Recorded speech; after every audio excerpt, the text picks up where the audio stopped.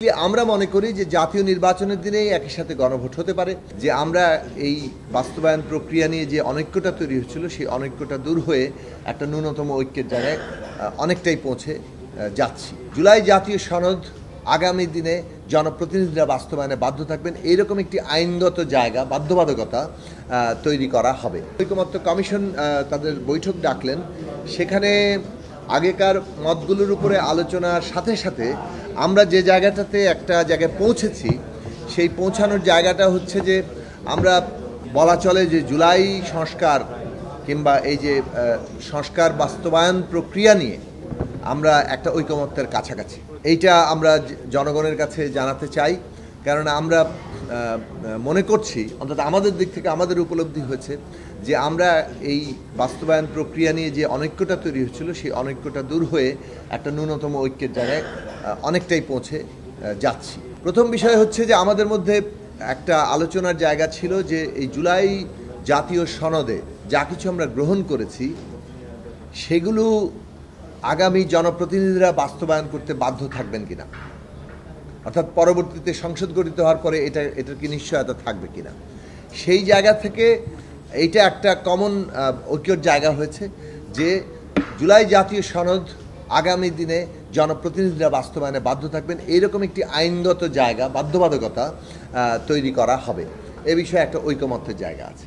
দ্বিতীয় জায়গায় এসেছিল যে এই জুলাই জাতীয় সনদের জনগণের যে মানে এই অংশগ্রহণ এবং জনগণ যে এটাকে আসলে সমর্থন করেন তার যে ভিত্তিটা সেটা তৈরি করা, তার জন্য একটা গণভোটের প্রশ্ন। এই গণভোট কেউ কারো প্রস্তাবে ছিল আগে, কারো প্রস্তাবে ছিল একই জাতীয় নির্বাচনের দিনে। তবে মোস্টলি আমরা মনে করি যে জাতীয় নির্বাচনের দিনেই একই সাথে গণভোট হতে পারে, এবং এই গণভোট মানে কি বলে যে এই আমাদের এই জুলাই জাতীয় সনদ বাস্তবায়নের প্রক্রিয়ার ক্ষেত্রে আমাদের যে সংকটটা সেটার ক্ষেত্রে একটা আমাদের সকলের ঐকমত্যের জায়গা আসতে একটা কনসার্ন আছে যাতে কোনোভাবে জাতীয় নির্বাচনটা বাধাগ্রস্ত না হয়, ক্ষতিগ্রস্ত না হয় কিংবা কোনো সমস্যার মধ্যে না পড়ে।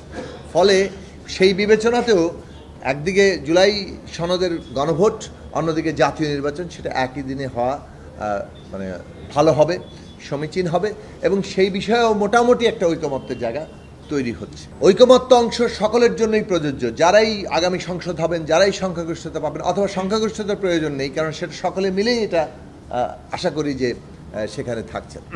অন্যদিকে যেসব প্রশ্নে নোট অফ ডিসেন্ট আছে, ভিন্নমত আছে, সেই ভিন্নমতে প্রথম বৈঠকে আলোচনা হয়েছিল যে আর্টিকেল 70 ইয়াতে যে এখানে যে ভিন্নমতটা থাকছে সেই ভিন্নমতটা সকলেই তাদের যা প্রশ্নগুলো নিয়ে তাদের নির্বাচনী ইস্তেহারে দিবেন, যে দল সংখ্যাগরিষ্ঠতা পাবে, বিজয়ী হবে, তাদের প্রস্তাব অনুযায়ী সেই ভিন্নমতটা গৃহীত হবে।